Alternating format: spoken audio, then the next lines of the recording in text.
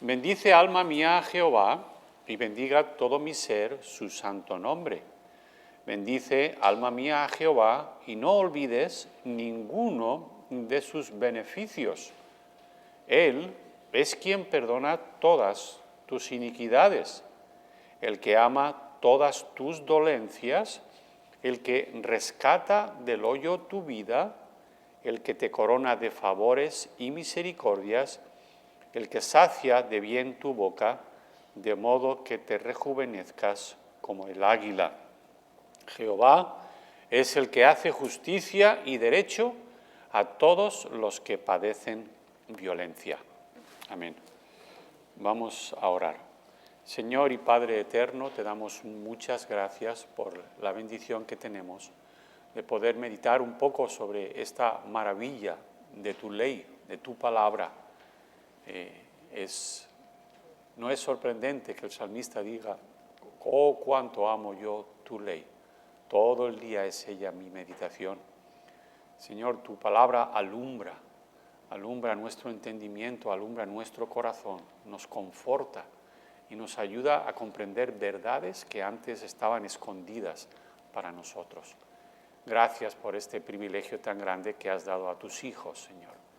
Ruego que tu nombre sea muy honrado y glorificado en esta tarde, en el nombre de Cristo. Amén. Muy bien. ¿Qué es lo que sucede aquí en el Salmo? Yo quisiera hablaros un poquito mayormente pensando en el versículo 3, pero lo que sucede aquí es algo muy interesante. Si tú alguna vez te has encontrado hablando contigo mismo, no te extrañes. Yo sé que casi todos aquí habláis con vosotros mismos, ¿verdad? No, yo no, ¿verdad? Yo no. Yo no. Muy interesante, porque hasta por la calle a veces pasa alguien que él está tan en sí, en lo suyo, que va hablando. Y va hablando consigo mismo. No es malo que eso suceda. Cuando uno habla consigo mismo, ¿tú sabes cómo se llama eso? ¿Alguien sabe el término? Se le llama soliloquio. ¿Sí? Soliloquio no es lo mismo que un monólogo. El monólogo es lo que estoy haciendo yo ahora. ¿Sí? Estoy hablando yo solo aquí delante de ustedes. Sí. El soliloquio es cuando uno habla consigo mismo. Y David habla con su alma. Y le dice: bendice, alma mía, a Jehová. Le pide que bendiga a Jehová. Habla también a todo su ser, para que bendiga su santo nombre. Esto solo puede venir de un alma regenerada, porque un alma que está muerta en sus delitos y pecados, ni se le pasa por la cabeza algo semejante. ¿Sí? Entonces, la razón de lo que estoy diciendo es que Pablo nos dice en Corintios que el hombre natural no percibe las cosas que son del Espíritu de Dios. El hombre en su estado natural no bendice a Dios porque eso mismo para él es locura. Esto, hermanos, está reservado para aquellos que tienen el Espíritu Santo morando en sí mismos. Romanos 8 nos habla más abundantemente de este ministerio magnífico del Espíritu en nosotros. Así que nos encontramos bendiciendo a Dios, bendiciendo su nombre y haciéndolo con todo nuestro ser, tanto la parte física como la parte espiritual. Algunos dicen que el hombre es una dualidad, y dentro del movimiento reformado hay muchos que piensan así, que el hombre es una parte material y una parte inmaterial. Y yo personalmente, aunque comparto muchísimo del movimiento reformado, pienso, debido a 1 de Tesalonicenses 4, no recuerdo el versículo, donde dice que todo nuestro ser, y entonces dice espíritu, alma y cuerpo, ¿verdad? Pero yo personalmente no tengo problema. Si tú quieres pensar que somos una dualidad en vez de una... O sea, la palabra sería dicotomía para dos y tricotomía para tres. Estoy usando términos teológicos que nos enseñaron. Entonces, como sea, no importa. Aquí nos encontramos con una persona que esa parte no material está bien viva. Y eso es por lo que Dios ha hecho en esta persona. Porque el apóstol Pablo, en esta persona que es David, el apóstol Pablo nos dice que antes estábamos muertos en delitos y pecados. Y una persona muerta no puede hacer semejante cosa. David le dice al alma que no olvide ninguno de sus beneficios. Y cuando yo estaba pensando en esto, me vino a la mente Santiago 1:17. Y Santiago 1:17, quizás el 1:18, es el más conocido, donde nos dice que Él, de su voluntad, nos hizo renacer por la palabra de verdad, para que seamos primicias de sus criaturas. Pero el 17 nos dice que toda buena dádiva y todo don perfecto desciende de lo alto, del Padre de las luces, en el cual no hay mudanza ni sombra de variación. Hermanos, es uno de los versículos que deberíamos de tener bien memorizado y en el corazón. Digo esto en el corazón porque hoy, en la escuela dominical, hemos visto algo muy interesante. Vosotros sabéis que la gente, cuando piensa en creer, ¿cómo puede una persona creer? ¿Cómo puede una persona poner su fe en Cristo? Tienes que creer en el Señor. Tú le explicas a esa persona que está perdida en delitos y pecados y tiene que comprender todo lo que se le está diciendo, y entonces se le dice, tú tienes que aceptar a Cristo, tienes que creer en Cristo. ¿Y cómo lo hace? Después de todos los datos que le hemos dado, si dice que sí, ¿cómo lo hace? ¿Por todo lo que acaba de aprender? Lo hace porque acaba de aprender algo nuevo y es con la mente que uno decide aceptar a Cristo. No. Y eso es una cosa que quizás lo sabemos, pero es importante darnos cuenta de que cuando se cree, no se cree con la mente. No se cree por todos los hechos que se han puesto encima de la mesa y así me convence. No es necesariamente así. Se cree, nos dice Romanos capítulo 10, creo que es, 10:9 o 9:10, no me acuerdo, que dice que si confesares con tu boca que Jesús es el Señor y creyeres, ¿dónde? En el corazón.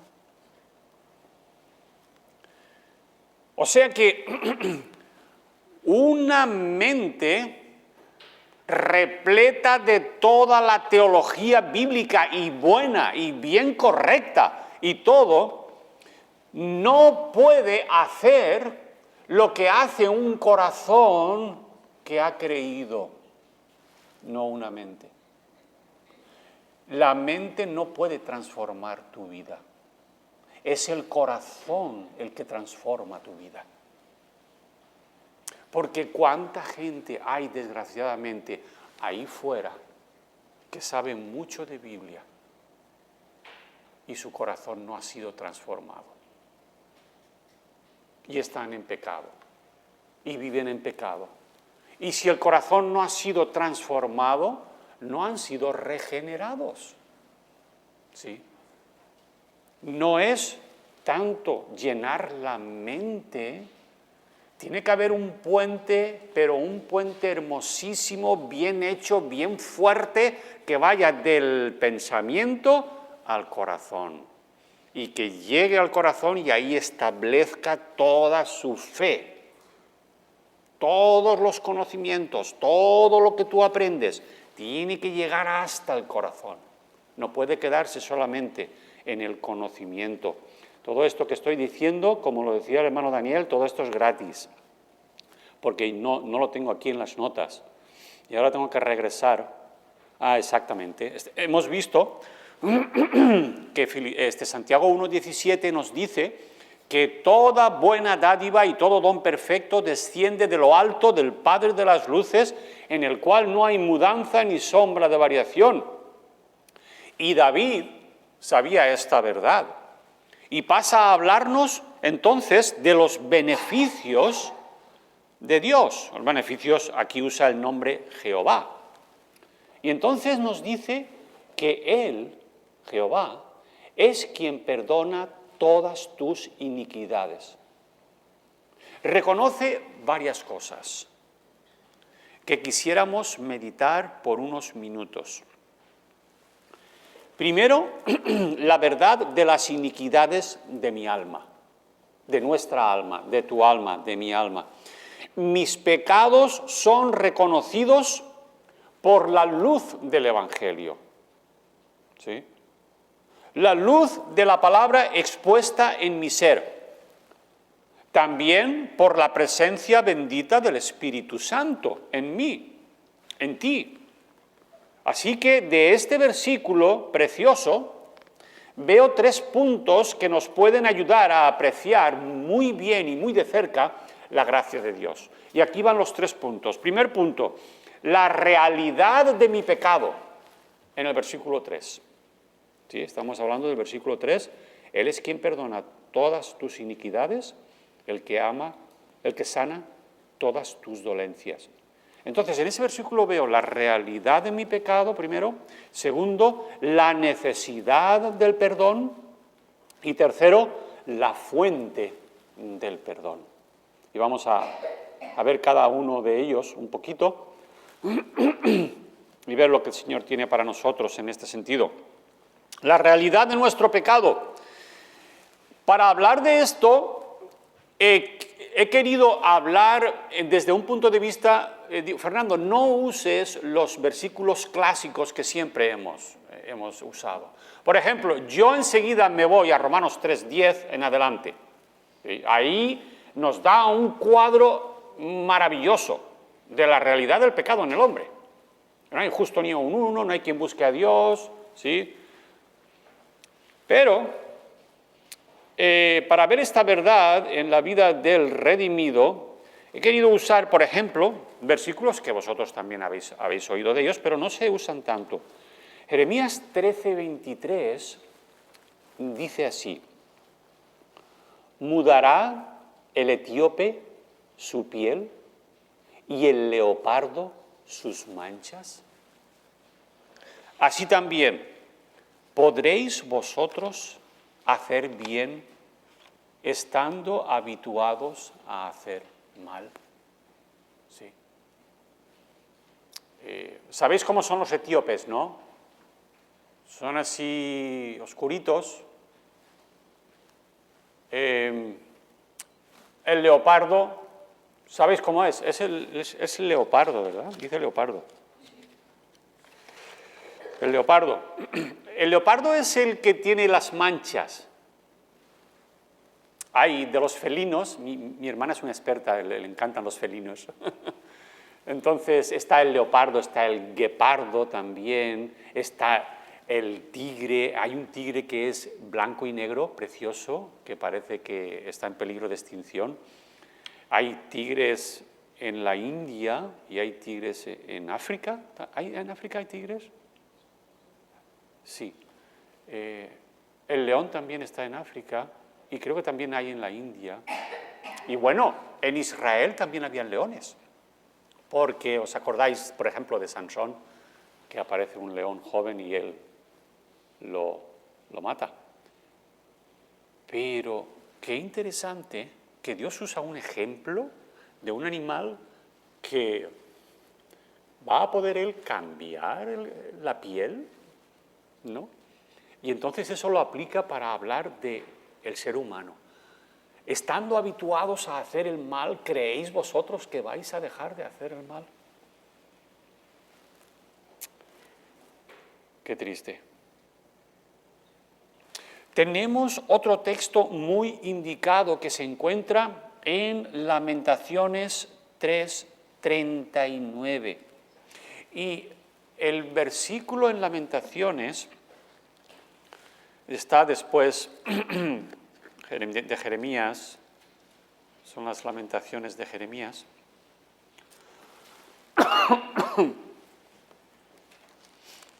Lamentaciones 3,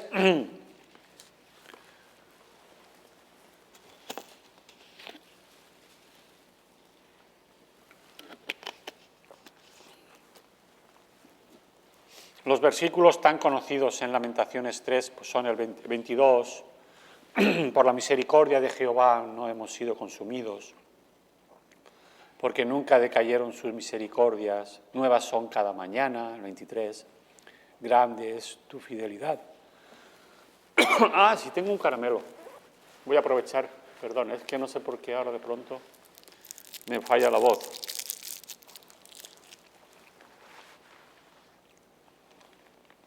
Versículo 24, mi porción es Jehová, dijo mi alma, por tanto, en él esperaré. 25, bueno es Jehová a los que en él esperan, al alma que le busca. Bueno es esperar en silencio la salvación de Jehová. Bueno le es al hombre llevar el yugo desde su juventud, que se siente solo y calle porque es Dios quien se lo impuso. Estamos hablando del versículo 39. Y en el 39 llegamos, todo esto es maravilloso leerlo, pero cuando llega al 39 dice, ¿por qué se lamenta el hombre viviente? Laméntese el hombre en su pecado. 40. Escudriñemos nuestros caminos y busquemos y volvámonos a Jehová. Levantemos nuestros corazones y manos a Dios en los cielos. Nosotros nos hemos rebelado y fuimos desleales. Tú no perdonaste. Y ahí continúa. Desde luego que viendo las noticias, pues se desespera uno, ¿verdad? Y el hombre se queja de lo que tenemos hoy, de las guerras que están sucediendo, las catástrofes. Y la gente, pues, a la hora de quejarse lo hace bastante bien, ¿sabes? Pero la queja que están usando es incorrecta. El hombre debe de quejarse, si es que debe de quejarse, mejor la palabra lamentarse, en la realidad del pecado. El pecado que nos ha convertido completamente en enemigos de Dios, ajenos a Él. La idea de Dios en nuestra vida es algo tan lejano que la gente se sorprende que todavía haya personas por ahí que estemos testificando y hablando de Dios.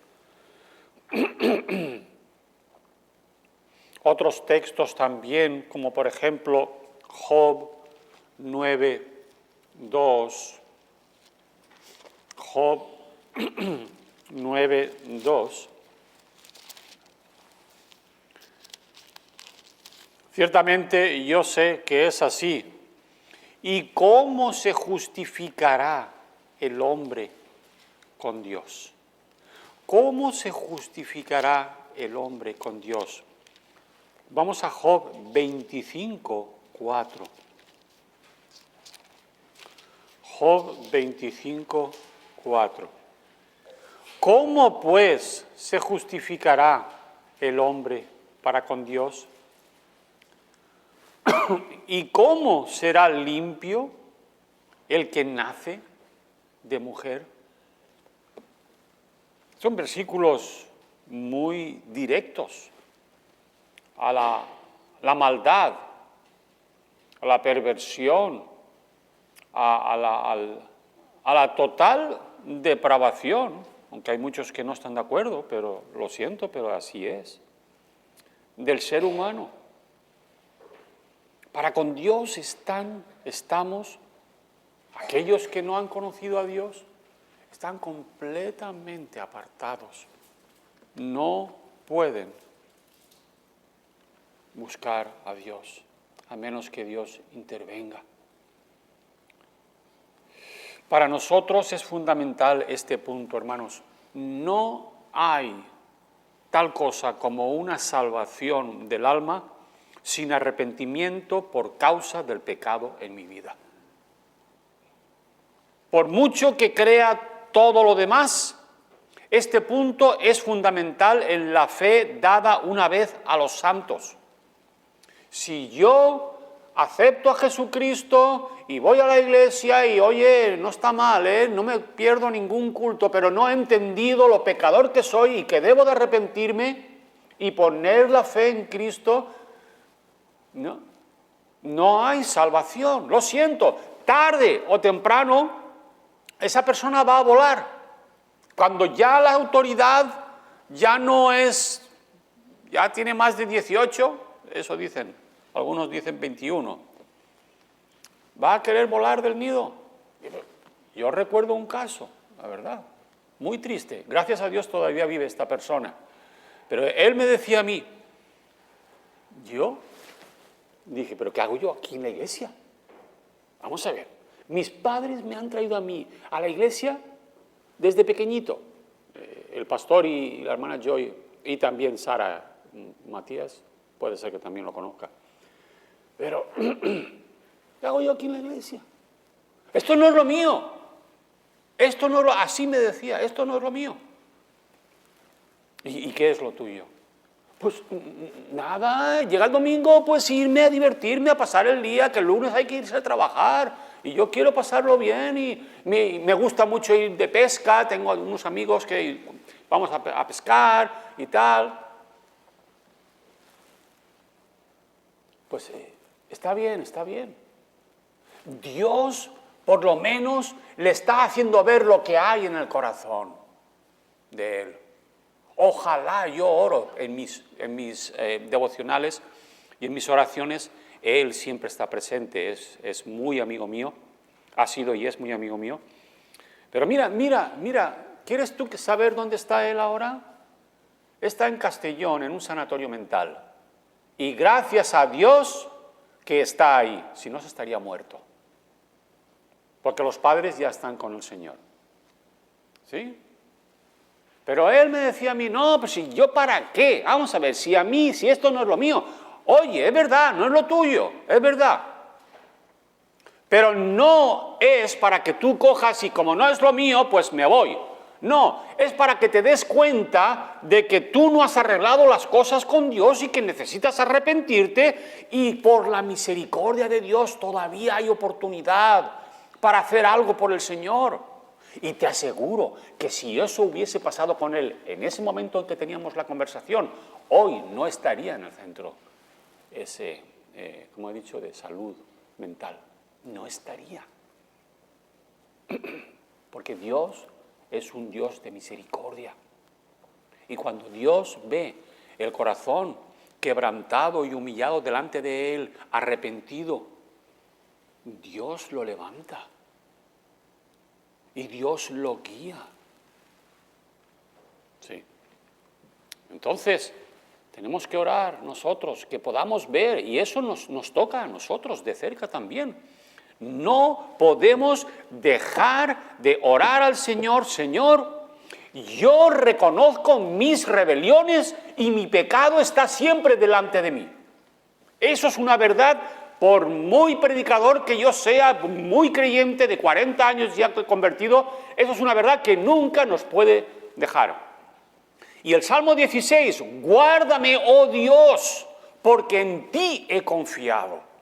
Eso es una cosa que no nos puede dejar nunca, siempre, a cada momento. Tenemos que decirle al Señor, Señor, guárdame, guárdame. ¿Cómo? ¿Dónde? En Cristo. ¿Tú sabes qué es lo que Dios el Padre más ama? Su Hijo. Este es mi Hijo amado, en quien tengo complacencia. A Él oíd. ¿Tú sabes lo que nos dice Colosenses 3? Sí, pues habéis resucitado con Cristo, poned la mira en las cosas de arriba. Y 2 o 3 versículos más adelante nos dice que nosotros, es más, vamos a verlo. Esto es muy precioso, Colosenses 3. Sí, pues habéis resucitado con Cristo, buscad las cosas de arriba donde está Cristo sentado a la diestra de Dios. Poned la mira en las cosas de arriba, no en las de la tierra. Y mira qué bonito. Porque habéis muerto y vuestra vida, ¿dónde está? Está escondida con Cristo, en Dios. Salmo 16, guárdame, oh Dios, en Cristo. En lo que Dios más ama, ahí estamos nosotros, en Cristo. ¿Ves tú? Es que somos tan buenos, ¿verdad? Que Dios nos ha colocado ahí. No, por la misericordia de Dios no hemos sido consumidos. Y Dios nos ha colocado en un lugar que es, a mí me faltan palabras, decir que es precioso, maravilloso, me faltan palabras. El lugar más seguro para mi alma es en Cristo, es en Cristo. Entonces, segundo, la necesidad del perdón, precisamente de lo que venimos hablando. Pero en la vida del regenerado, que era un degenerado, no, un momento, Fernando, yo antes de convertirme no era un degenerado. Claro, yo lo entiendo, ¿verdad? Porque si vamos al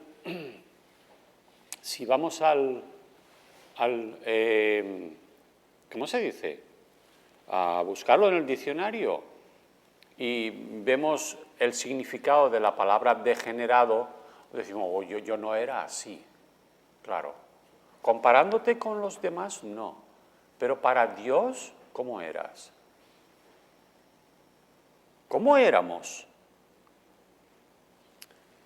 En la vida del regenerado es muy necesario, hermanos, el perdón. El perdón es, hermanos, esencial. Es esa hoja en blanco para seguir sirviendo y agradando al Señor en nuestra vida.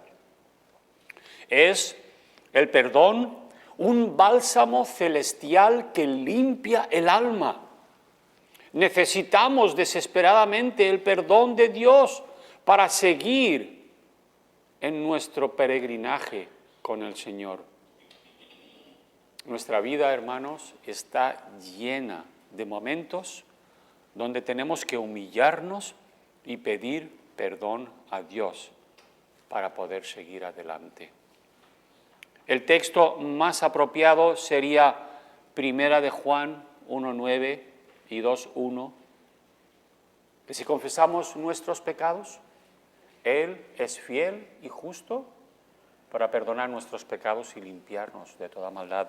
Y el 2:1 que nos dice que si hemos pecado, abogado tenemos para con Dios a Jesucristo el justo.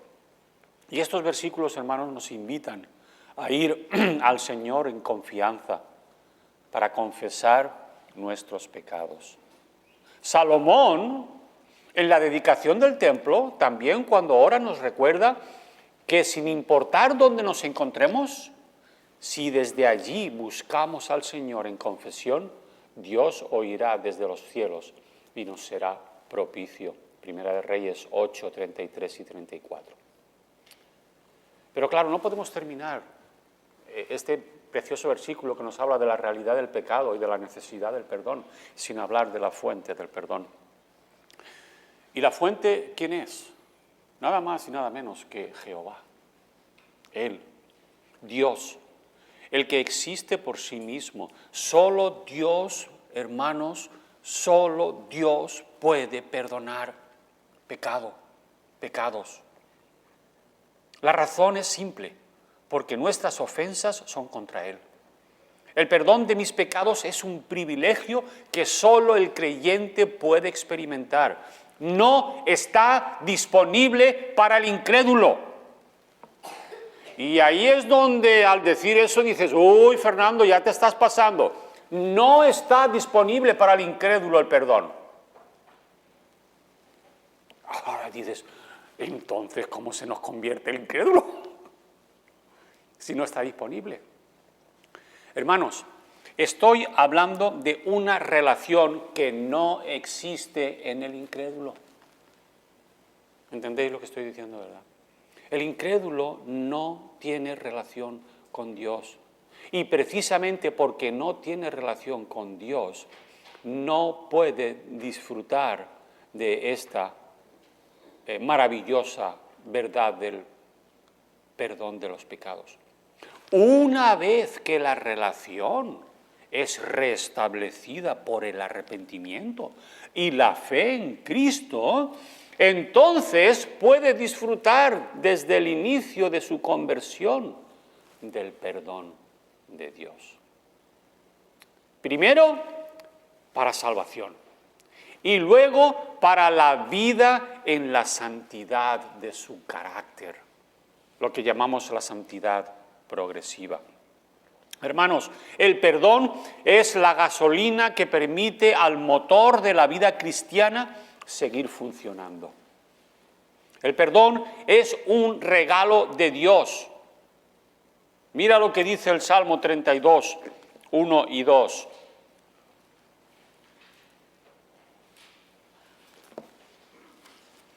Salmo 32, 1 y 2. Bienaventurado aquel cuya transgresión ha sido perdonada y cubierto su pecado. Bienaventurado el hombre a quien Jehová no culpa de iniquidad y en cuyo espíritu no hay engaño. Y claro, pensando en esto, en la fuente del perdón, no podemos dejar de pensar en nuestro amado Salvador, cuando Él perdonó pecados. Los que estaban allí presentes, eruditos de la ley, los señores fariseos y los escribas, cuando oyeron a este hombre decir, ¿queréis verlo? Vamos a Mateo 9, 2.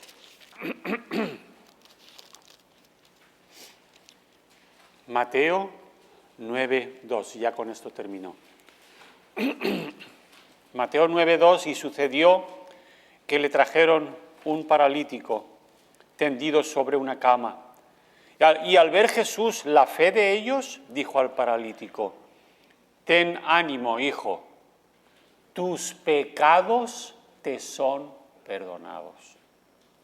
Entonces algunos de los escribas decían dentro de sí, ¿este blasfema? Y conociendo Jesús los pensamientos de ellos, dijo, ¿por qué pensáis mal en vuestros corazones? Porque, ¿qué es más fácil decir? ¿Los pecados te son perdonados? ¿O decir, levántate y anda? Pues para que sepáis que el Hijo del Hombre tiene potestad en la tierra para perdonar pecados, dice entonces al paralítico, levántate toma tu cama y vete a tu casa. Entonces él se levantó y se fue a su casa. Y la gente al verlo se maravilló y glorificó a Dios, que había dado tal potestad a los hombres. Ahora, hermanos, nadie, absolutamente nadie puede perdonar pecados. Solamente lo puede hacer Dios. Dice, hermano Fernando, pues yo conozco a alguien que sí perdona pecados. Pues si tú conoces a alguien que perdona pecados, lo que está haciendo no es perdonar pecados. Yo sí puedo perdonar a mi vecino, o que mi vecino me perdone a mí si le he ofendido en algo, pero no estamos hablando de eso. El pecado es una ofensa que se hace contra Dios y solamente Dios puede perdonar el pecado. ¿Por qué? Porque el pecado tiene proyección eterna, en este caso para pasar la eternidad en el infierno. Y solamente Dios puede librar a un alma de la condenación eterna y perdonar el pecado. Él. No lo puede hacer un hombre. Lo siento por quien practica eso, perdonando pecados, pero eso es antibíblico y es poner un cerrojo en el alma de la persona que si Dios no lo rescata, se va a perder con ese perdón, entre comillas, que no le lleva a ningún sitio. Hermanos, ¿qué haríamos nosotros si no fuera por el Señor Jesucristo? Porque fue el Señor Jesucristo mismo quien, perdonando al paralítico, me estaba perdonando a mí y te estaba perdonando a ti. Para que todo aquel, como dice en Juan 3:16, de tal manera amó Dios al mundo que ha dado a su Hijo unigénito, para que todo aquel que en Él cree no se pierda, mas tenga vida eterna. Gracias a Dios por su palabra y gracias a Dios por el perdón